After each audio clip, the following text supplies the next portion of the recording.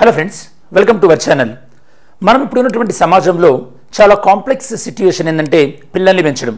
మీరు చాలామందికి ఎవరికైనా చిల్డ్రన్ ఉంటే కనుక ఎవరినైనా మీరు అడిగినా కూడా మనకు అత్యంత చాలా ఛాలెంజింగ్ టాస్క్ ఏంది అని ఎవరినైనా అడిగితే కనుక వాళ్ళ పిల్లల్ని సరైనటువంటి రీతిలో పెంచడమే చాలా అత్యంత ఛాలెంజింగ్ టాస్క్ అని ఎవరైనా మీకు అంటుంటారు. ఓకే, మరి ఈ సందర్భంలో ఈ యొక్క చిన్న పిల్లల్ని పనిష్మెంట్ స్కూళ్ళలో వాళ్ళని ఎలా పనిష్ చేయాలి లేదా పనిష్ చేయడం కరెక్టా లేదా అన్న పాయింట్ ఆఫ్ డిస్కషన్లోకి వెళ్ళే కన్నా ముందు మనం ఒకప్పుడు చూసేవాళ్ళం ఏమంటే కనుక టీచర్స్ సరిగా పనిష్మెంట్ చేయకపోతే పేరెంట్స్ వచ్చేవాళ్ళు ఏమని, ఇట్లా మా స్కూల్కి మావాడు సరిగా రావట్లేదు, మీరు సరిగా పనిష్మెంట్ ఇవ్వట్లేదు, లేకపోతే మావాడు హోంవర్క్ సరిగా చేయట్లేదు, మీ స్కూల్లో సరిగా పనిష్మెంట్ ఇవ్వట్లేదు, పలానా స్కూల్లో పనిష్మెంట్ చాలా ఎక్కిస్తారట, బాగా స్ట్రిక్ట్ అంటే అక్కడ అని చెప్పేసి అనేవాళ్ళు. అదే ఇప్పుడున్న సమాజంలో కొన్ని స్కూళ్ళల్లో మా వాడిని మీరు ఎలా కొడతారు, మేమే కొట్టట్లేదు, అసలు స్కూల్లో వారికి సరిగా రాకపోతే చదువు రాకపోతే మేము చూసుకుంటాం కదా, మీరు అలా ఎలా కొడతారు అన్నటువంటి క్వశ్చనింగ్ చేస్తున్నారు. అంటే పరిస్థితులు మారుతున్నాయి. ఓకే, ఈ యొక్క స్కూల్ చిల్డ్రన్ యొక్క పనిష్మెంట్ పైన.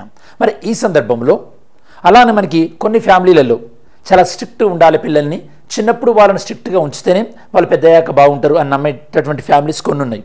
కొన్నేమో చిన్నపిల్లలకి ఏవైనా అర్థమయ్యేటట్టు చెప్తే బాగుంటుంది, వాళ్ళు 1-10 సార్లు మనం వాళ్ళకి అర్థం కాకపోయినా మనం చెప్పి వాళ్ళని అర్థమయ్యేటట్టు ఎంచితే కనుక వాళ్ళు ఎప్పటికీ బాగుపడతారని నమ్మేటటువంటి కొన్ని ఫ్యామిలీస్ ఇంకొన్ని ఉన్నాయి.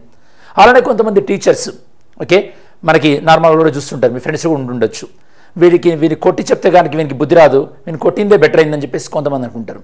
కొంతమంది ఏమో కొడితే అప్పటిమంటికి ఇంటర్ కావచ్చు కానీ తర్వాత వినరు, కాబట్టి కొద్దిగా జాగ్రత్తగా చెప్తే అర్థమవుతుంది నమ్మేటటువంటి టీచర్స్ కొంతమంది ఉంటారు. సరే, ఇవన్నీ చూసిన తర్వాత మరి యొక్క చిన్నపిల్లల్ని స్కూల్లో పనిష్ చేయడం అన్న దాని గురించి తమిళనాడు గవర్నమెంట్ రీసెంట్గా ఒక గైడ్లైన్స్ ఇచ్చిందనమాట. ఓకే, ఇలా చిన్నపిల్లల్ని స్కూల్లో కొట్టడం లేదా హింసించడం, ఓకే ఫిజికల్గా కానీ మెంటల్గా కానీ దాన్ని మనం ఇంగ్లీష్లో ఏమంటామంటే కార్పోరియల్ పనిష్మెంట్ అంటాం. ఏమంటాం మనం? Corporeal punishment. మరి యొక్క కార్పోరియల్ పనిష్మెంట్ గురించి తమిళనాడు గవర్నమెంట్ ఇచ్చినటువంటి గైడ్లైన్స్ ఏంటి చూద్దాం. ఓకే, అలానే ఈ వీడియోలో మనం ఏమేమి డిస్కస్ చేయబోతున్నామో కూడా ఒకసారి మనం చూద్దాం. సో వీడియో టాపిక్ వచ్చేసి మనకి కార్పోరియల్ పనిష్మెంట్.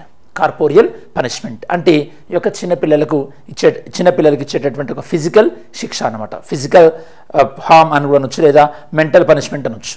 ఓకే, మీరు చూస్తుంటారు స్టూడెంట్స్ కొన్ని సందర్భాలలో ఈ యొక్క పనిష్మెంట్ అనేది వాళ్ళ లైఫ్ పైన కూడా ఎఫెక్ట్ పడుతుంది. ఏదైనా సబ్జెక్ట్ టీచరు ఒక విపరీతంగా పనిష్మెంట్ ఇచ్చే టీచర్ ఉన్నాడు అనుకోండి, ఆ సబ్జెక్ట్ మీదనే ఒక హేట్ భావన వచ్చేసేసి ఆ సబ్జెక్ట్కి దూరంగా జరుగుతారు. మీకు అలాంటి ఏమైనా ఎక్స్పీరియన్స్ ఉంటే కనుక feel free to comment, or else మీరు అబ్జర్వేషన్ అయినా సరే ఇట్లాంటి సిట్యుయేషన్స్ మీరు షేర్ చేసుకోవచ్చు కమెంట్ సెక్షన్లో.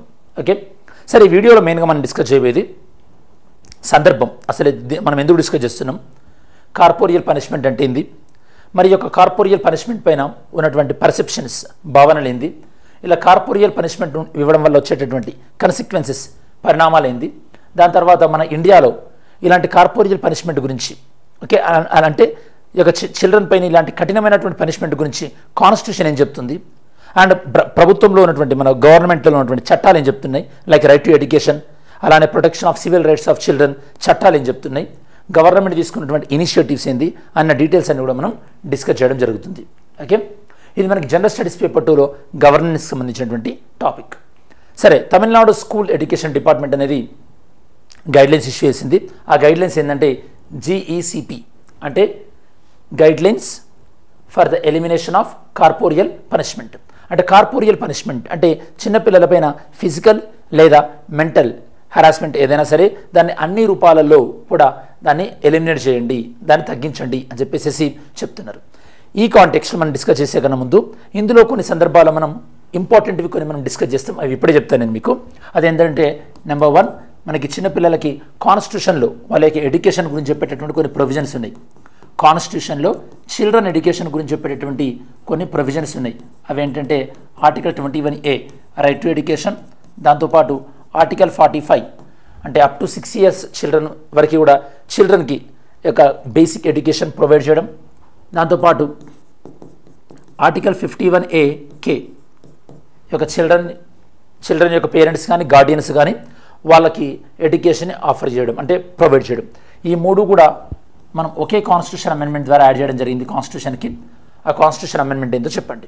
ఓకే, నెక్స్ట్ ఇంకా మనకి కాన్స్టిట్యూషన్ అనేది ఈ విషయాలతో పాటు మామూలుగా మనకి చట్టాలు, స్టాచ్యూట్స్, ఓకే చట్టాలు చట్టాలు ఏం చెప్తున్నాయంటే మనకి సేమ్ మనకి రైట్ టు ఎడ్యుకేషన్ యాక్ట్ చిన్నపిల్లలకి ఇచ్చే పనిష్మెంట్ గురించి, దాంతోపాటు prevention of SC prevention of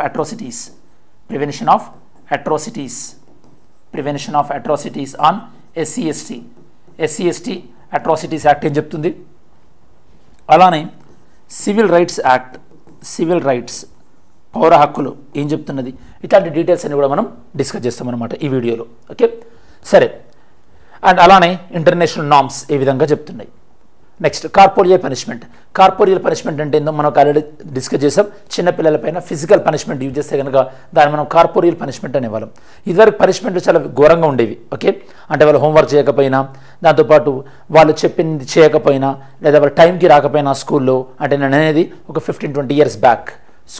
school పక్కన పెట్టండి, స్కూల్ బయటకు వెళ్ళిన తర్వాత కూడా ఆ టీచర్ చూస్తే టెర్రర్ ఉండేది. అంటే టీచర్ ఆ గల్లీలోంచి వస్తున్నాడు అనుకోండి, మనం అసలు ఆ స్ట్రీట్లోనే కనబడం అనమాట, వేరే స్ట్రీట్లో నుంచి వెళ్తాం. ఆ టైప్ ఆఫ్ ఫియర్ ఉండేది. ఇంకా టీచర్ మన పేరెంట్స్ రిలేటివ్ అనుకోండి, లేదా మన పేరెంట్స్కి తెలుసు అనుకోండి, అంతే సంగతి. ఎందుకంటే మన స్కూల్కి ఎప్పుడు పోకపోయినా మన పేరెంట్స్కి తెలుస్తుంది. ఓకే ఏం రీజన్ చెప్పినా కూడా మన పేరెంట్స్కి తెలుస్తుంది. అప్పుడు మనకు స్కూల్ లైఫ్ ఎప్పుడెప్పుడు అయిపోద్దా అని అనిపిస్తుంటుంది మనకి. ఓకే ఈ ప్రొవిజన్స్ అనేవి రైట్ టు ఎడ్యుకేషన్ యాక్ట్లో కొన్ని ప్రొవిజన్స్ ఉన్నాయి, మనం డిస్కస్ చేద్దాం. నెక్స్ట్ మనకి ఈ యొక్క గైడ్లైన్స్లో ఏమేమి ఇచ్చారంటే కనుక చిన్నపిల్లల యొక్క మెంటల్ కండిషన్ని ప్రొటెక్ట్ చేస్తామంటున్నారు ఈ గైడ్లైన్స్ ద్వారా. దాంతోపాటు national commission for protection of child rights వాళ్ళు ఇచ్చినటువంటి గైడ్లైన్స్కి అనుగుణంగా ఈ గైడ్లైన్స్ ఇష్యూ చేసామని చెప్పేసి తమిళనాడు గవర్నమెంట్ అంటుంది. మరి ఈ గైడ్లైన్స్లో భాగంగా ఈ యొక్క చిల్డ్రన్ హెరాస్మెంట్ ఏమైనా అయితే జరిగితే కనుక వాళ్ళ కంప్లైంట్స్ని ఎలా డీల్ చేయాలని చెప్పేసి, దాంతోపాటు కొన్ని మానిటరింగ్ కమిటీస్ అంటే పిల్లల యొక్క పనిష్మెంట్ ఇట్లాంటిది అంటే ఇది జరగకుండా ఉంటుందా లేదా దీన్ని మానిటర్ చేయడానికి మానిటరింగ్ కమిటీలు ఎవరెవరు ఉంటారు, టీచర్స్ కానీ, పేరెంట్స్ కానీ, సీనియర్ స్టూడెంట్స్ కానీ, వీళ్ళందరూ కూడా మానిటరింగ్ కమిటీలో మెంబర్స్గా ఉంటారనమాట.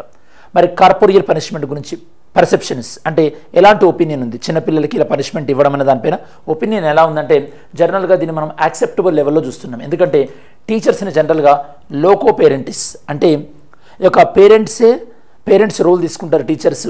కాబట్టి టీచర్స్ ఏం చేసినా పేరెంట్స్ వాళ్ళ యొక్క చిల్డ్రన్ యొక్క మంచి కోసమే చేస్తారు అన్నటువంటి భావన కూడా ఇప్పటికీ చాలా స్కూళ్ళల్లో ఉంది. కాబట్టి లేదా చాలా సొసైటీలో ఉంది. కాబట్టి ఒక చిన్న పిల్లలపైన ఈ కార్పోరియల్ పనిష్మెంట్ అనేది పెద్దగా దీన్ని సీరియస్గా చూడట్లేదు. కాకపోతే దీనివల్ల చైల్డ్ పైన నెగిటివ్ ఇంపాక్ట్ ఉంటుందా అంటే ఉంటుంది ఖచ్చితంగా. ఇక చైల్డ్ డెవలప్మెంట్ మీద కానీ అలానే ఇట్లాంటి వైలెన్స్ నార్మలైజ్ చేయడం వల్ల స్కూల్కి వెళ్ళకపోవడం, డ్రాప్ అవుట్ అవ్వడం, వాళ్ళ సెల్ఫ్ ఎస్టీమ్ అంటే వాళ్ళకు ఉన్నటువంటి వాళ్ళపైన వాళ్ళకి అంటే నమ్మకం తగ్గడం, యాంగ్జైటీ డెవలప్ అవ్వడం, అలానే సూసైడ్ టెండెన్సీ లాంటివి డెవలప్ అవ్వడం, ఇవన్నీ కూడా మనకి కార్పోరియల్ పనిష్మెంట్ వల్ల వస్తుంటాయి అన్నమాట, సివియర్ పనిష్మెంట్ వల్ల. ఓకే మరి కార్పోరియల్ పనిష్మెంట్ని వివిధ రూపాల్లో వ్యతిరేకిస్తున్నటువంటి చట్టాలు మనకి section 17 Clause 1 of the right to education act, అలానే juvenile justice care and protection act 2000, దాంతోపాటు article 37A of the United nation convention on the rights of child మూడవది, దాంతోపాటు article 21 right to life, article 21A right to education, article 39E state అనేది మనకి చిన్నపిల్లల యొక్క child ఏజ్ని protect చేసే విధంగా ఉండాలి. దాంతోపాటు వాళ్ళ యొక్క చైల్డ్ ఏజ్ని కానీ లేదా యూత్ కానీ యొక్క తప్పుదారి పట్టకుండా స్టేట్ అంటే ప్రభుత్వం సరైనటువంటి చర్యలు తీసుకోవాలని చెప్పేసి, అంటే వాళ్ళు దేనికి బానిసలు అవ్వకుండా ఇట్లాంటి చర్యలు తీసుకోవాలని చెప్పేసి, దాంతోపాటు SC ST prevention of atrocities act 1989, protection of civil rights act 1955, so దాంతోపాటు national commission for protection of child rights, ఇవన్నీ కూడా మనకి చైల్డ్ రైట్స్ గురించి చెప్పేటటువంటి ప్రొవిజన్స్ అనమాట. ఓకే ఇవి మీకు సోషల్ ఇష్యూస్లో కూడా ఇది చాలా చాలా ఇంపార్టెంట్. సో ఇవి మనకి చైల్డ్ రైట్స్ గురించి చెప్పేటటువంటి వివిధ రకాలైనటువంటి ప్రొవిజన్స్. సరే మరి కంక్లూజన్కి వస్తే కనుక చిల్డ్రన్స్ జనరల్గా వాళ్ళకు ఉన్నటువంటి హక్కుల గురించి తెలియాలి చిల్డ్రన్స్కి, అలానే టీచర్స్ని కూడా ఇంకా స్కిల్డ్గా చేయాల్సినటువంటి అవసరం ఉంది. దాంతోపాటు కొన్ని సందర్భాలలో టీచర్స్ అంటే సరైనటువంటి యాక్షన్ తీసుకున్నా కూడా మనం బ్లేమ్ చేసేటట్టు ఉండకూడదు. ఎందుకంటే కొన్ని సందర్భాలలో ఈ యొక్క పనిష్మెంట్ అనేది ఉంటుంది. ఇప్పుడు సొసైటీలో ఏదైనా తప్పు చేస్తే కోర్టు పనిష్మెంట్ ఇస్తుంది, అవునా కదా. అలానే స్కూల్లో కూడా ఏదైనా తప్పు చేసినప్పుడు ఆ రీజనబుల్ పనిష్మెంట్ ఇచ్చే విషయంలో కూడా టీచర్స్కి లిబర్టీ ఉండే విధంగా కూడా చూడాలి అని చెప్పేసి మనం కంక్లూజన్ డ్రా చేయొచ్చు. మన నిన్నటి వీడియోలోని question consider the following statement. మనకు 2 స్టేట్మెంట్స్ ఇచ్చాం కదా. ఒకటి, constitution amendment inserting the regulation in the 9th schedule can be challenged on the grounds of the violation of basic structure of the constitution. అంటే 9th షెడ్యూల్ని ఒకవేళ basic స్ట్రక్చర్కి violate చేస్తే మనం కోర్టులో question చేయొచ్చు అంటే yes. Second, any legislation enacted by the parliament cannot be successfully challenged for affecting the basic structure of the constitution. అంటే ఏదైనా parliament చట్టం చేసినప్పుడు అది ఒకవేళ బేసిక్ స్ట్రక్చర్ని వైలేట్ చేసినా దాన్ని ఛాలెంజ్ చేయలేమంటున్నారు. ఇది రాంగ్ స్టేట్మెంట్. ఓన్లీ ఫస్ట్ స్టేట్మెంటే కరెక్ట్ స్టేట్మెంట్. కాబట్టి ఆన్సర్ వచ్చేసేసి A. Statement 1 is right. Next today's question. Which of the following provisions of the constitution have a bearing on education? Indian కాన్స్టిట్యూషన్లోని ఏ provisions ఇందులో ఎడ్యుకేషన్కి రిలేటెడ్ ఉన్నాయి? DPSP, rural and urban local bodies, 5th schedule, 6th schedule and 7th schedule.